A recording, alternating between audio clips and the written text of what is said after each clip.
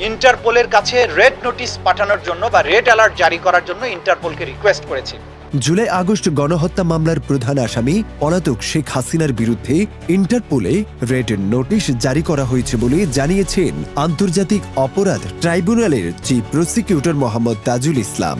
আজ রোববার আন্তর্জাতিক অপরাধ ট্রাইব্যুনালের নিজ কার্যালয়ে তিনি এ তথ্য জানান। তিনি জানান, ইন্টারপোল রেড নোটিশ জারির মাধ্যমে শেখ হাসিনা সহ পলাতক আসামিদের ফেরত আনতে চায় সরকার। এর আগেই 10 নভেম্বর আন্তর্জাতিক অপরাধ ট্রাইব্যুনালের মামলায় ভারতে পালিয়ে যায় সাবেক প্রধানমন্ত্রী শেখ হাসিনা ও পলাতক আওয়ামী লীগ নেতাদের গ্রেপ্তারে ইন্টারপোলের রেড নোটিশ জারির বিষয়ে পদক্ষেপ নিতে পুলিশ মহাসচিবকে চিঠি দিয়েছেন চিফ প্রসিকিউটর মোহাম্মদ তাজুল ইসলাম। পরে 12 নভেম্বর ট্রাইব্যুনালের প্রসিকিউশন সংস্থাকে এই তথ্য জানানো হয়।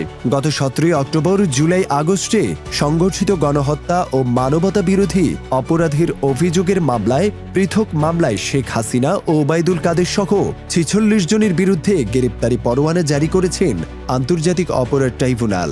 আন্তর্জাতিক অপরাধ ট্রাইব্যুনালের চেয়ারম্যান বিচারপতি মোহাম্মদ গোলাম মোর্তজা মজুমদারের নেতৃত্বে 3 বিচারপতি বেঞ্চ এ আদেশ দেন। অপর দুজন হলেন বিচারপতি মোহাম্মদ শফিউল আলম মাহমুদ ও বিচারপতি মোহাম্মদ মহিতুল হক এনাম চৌধুরী।